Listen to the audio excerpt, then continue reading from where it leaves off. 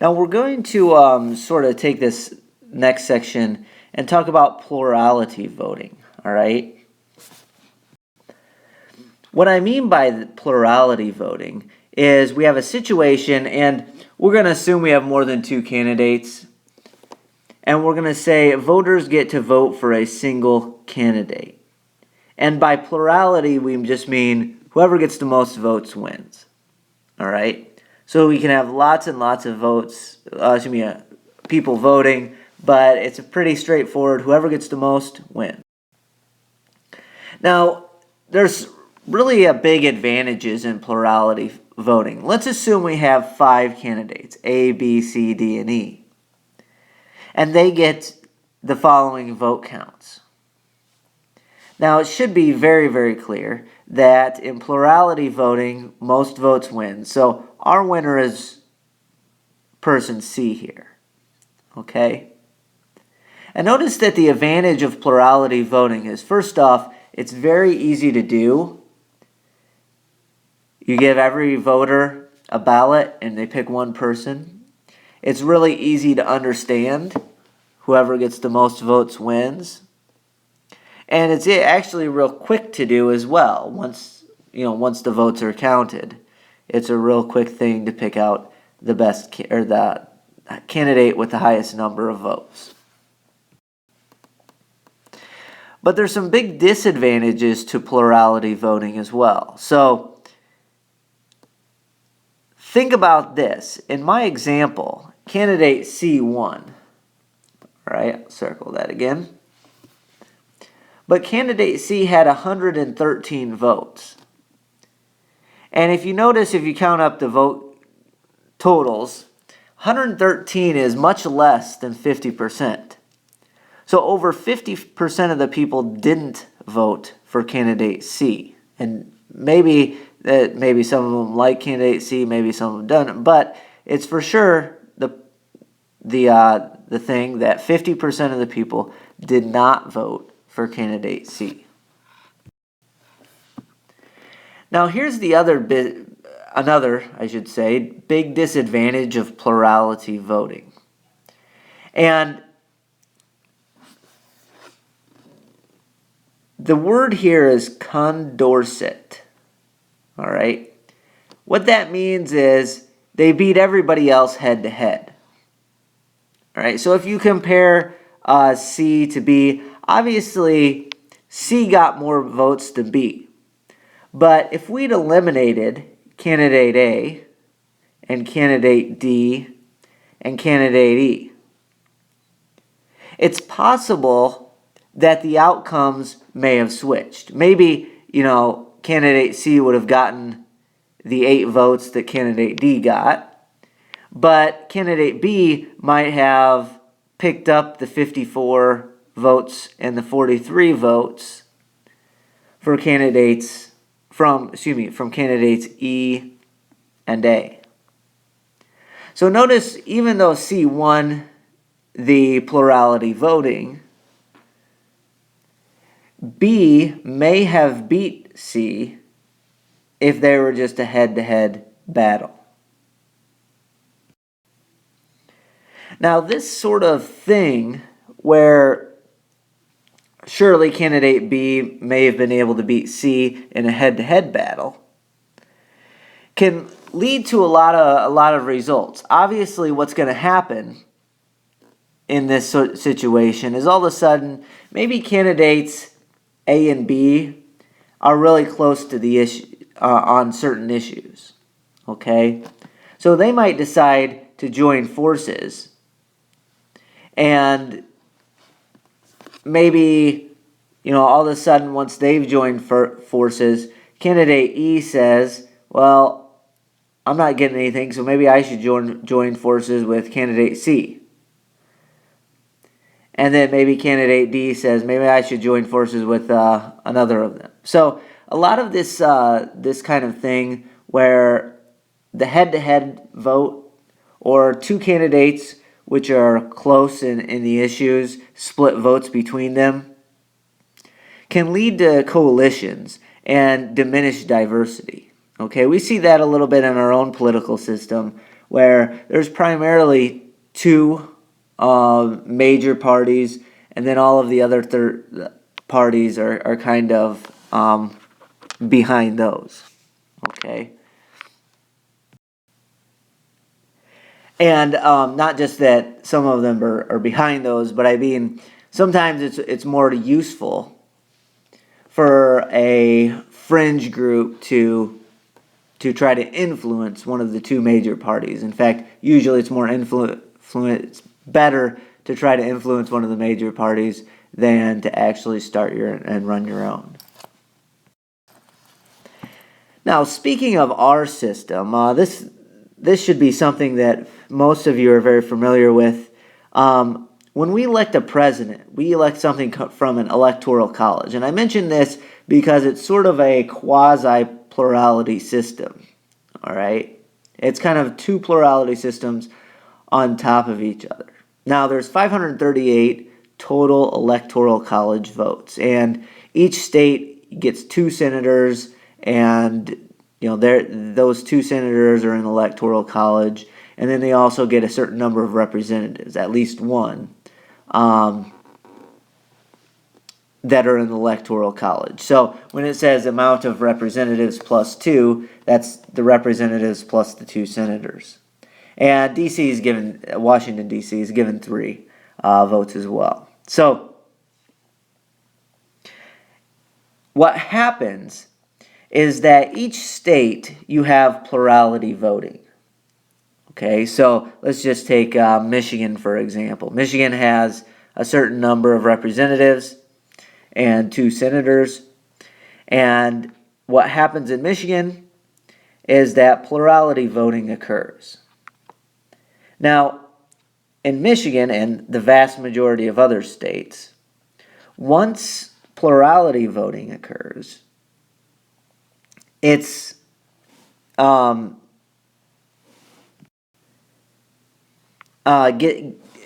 given a winner. I should say, plurality voting occurs, they get a winning candidate. And in Michigan and the vast majority of other states, all of the electoral college votes go to the winner. All right? So if candidate A wins in Michigan, then candidate A gets all of the electoral college votes. In fact, candidate A, again, may have received 48% of the votes, and candidate B may have received 40% of the votes, and there might be some other candidates down here that receive, the remaining 12% of the votes. I'll just call one candidate. And so in that case, candidate A wins. They get all of the electoral college votes for Michigan. All right? And then those electoral college votes are added up, and, whoever has a majority over, and in fact, there's a certain number you have to hit of the electoral college votes, then the candidate wins the presidency. Now, the advantages of the electoral college are, within the states is the same as plurality voting. It's an easy thing to count, and it's an easy thing to do. And obviously it's been around for a while, so it does add to some political stability. What I mean by that is we all know how it works. It's something that's been around for a long, long time, and that system is a stable system. And another advantage of electoral college that people often cite are that the small population states can't be ignored. Okay? Since each state gets 2 automatically electoral college votes, in fact 3 if you count the minimum number of representatives. So each state gets a minimum of 3 electoral college votes, and then the rest are sort of split up by population. So small states get an advantage in terms of population versus the number of electoral college votes. So small states tend not to get ignored. Tend to. Now, there are some disadvantages of the Electoral College as well. All right, disadvantages, same as plurality voting. Like the example that I said, a candidate might not get 50% of the votes in your state and still take all of the Electoral College votes. Not every vote counts the same. All right, that's a big one. Okay, the smaller states, people in the smaller states, because they're given more Electoral College votes per population, well, their vote counts a little bit more. Okay. And because most states are winner take all, there are a couple of exceptions about that, and that there's 2 exceptions currently, I believe. Candidates tend to focus only on the swing states. So what tends to happen is there's a few states that go very much in one direction, either in Republican or Democrats' favor. Okay? And so candidates tend to focus on the states which have a proportionately large amount of Electoral College votes and are sort of at the 50-50 mark.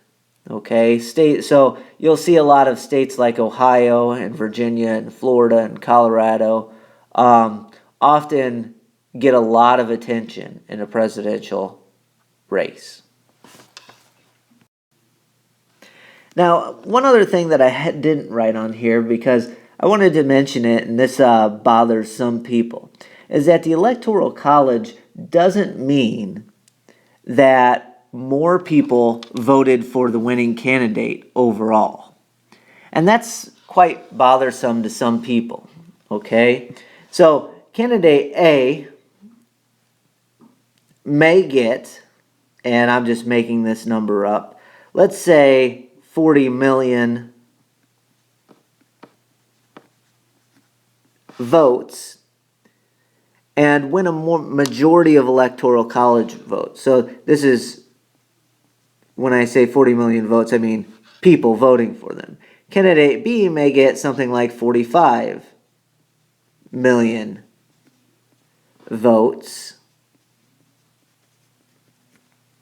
And it's still possible, based on the Electoral College, for candidate A to be the winner. All right? Because these 40 million versus 45 million, I'm not going to go into the detail of it, but obviously candidate A can win by smaller margins in the states that they win, and candidate B can win by higher margins in the states that they win, and based again, like I said, on the non-equal counting of delegates of the Electoral College, candidate A can win without a majority. In fact, can win without beating candidate B in terms of number of people who voted for him. And this has actually happened in the past. I believe 4 times, in fact, in the past. The candidate who won what's called the popular vote, meaning who has the most people voting for them, actually lost in the Electoral College. All right, so the other candidate wins.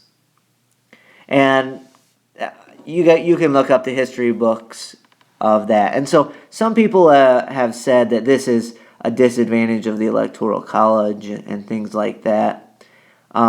You can argue whether to keep or get rid of the Electoral College in a number of different ways.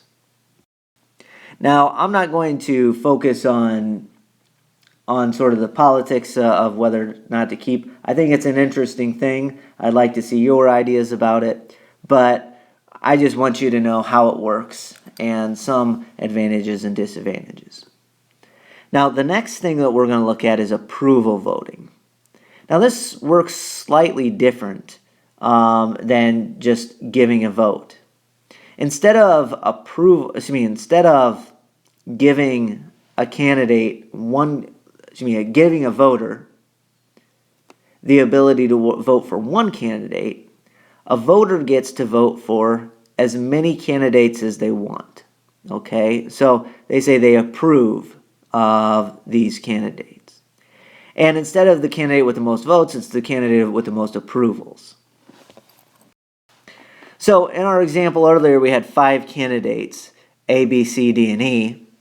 And we said, well, there may be a number of things that could happen. Okay? And maybe it's the case that candidate A, even though 54 people said that, that was the top option, maybe 259 actually approve. Okay, maybe he's the second choice in a lot of people's, and a lot of people were comfortable with that.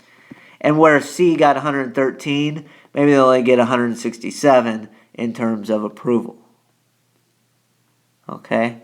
So clearly what's going to happen in this case is that if we just take the regular votes, candidate C wins. If we take the approvals, candidate A wins.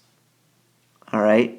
So approval voting is just whoever gets the most approvals, not whoever gets the top spot the most times. Now, just like every system, there are advantages and disadvantages. And I want to talk about the advantages real quick of the approval system. All right? Voters may be more satisfied with the approval system, okay? Because they get to vote for more than one person, and typically the approval system doesn't quite pit one candidate versus another as much as the as much as the plurality majority rules vote. Okay, it is pretty easy to understand, right? Each voter gets a number of votes, or each voter approves a number of candidates. Just count up the approvals rather than counting up the votes. Now there's some disadvantages too. Always you can manipulate these kind of things. For instance, if your favorite candidate is A and your second favorite candidate is B, okay, you may approve of them both. But if you know it's going to be a tight race between A and B, maybe you don't vote for B because you really want your candidate to win. All right? And what this is really doing, this is sort of, kind of gaming the system of approval voting. Now, where plurality system, the big, one of the big disadvantages is coalitions. Approval voting can also lead to coalitions, but it is not quite as, but not as bad as the plurality majority rule.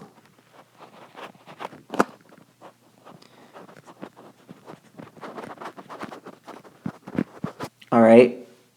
Now, the other thing, and I'll say the piece that the approval voting is not good about, is notice that it isn't treating every voter the same. Because some voters will get, 2 or 3 approval votes. Whereas other voters may just have 1 or 2 votes, right? So if I was a voter and I had 3 approval votes, my votes aren't counting the same as the voter who put 2 approval votes, okay? Even though it's my choice, you're not quite counted the same, right? Because of how these things are spread out.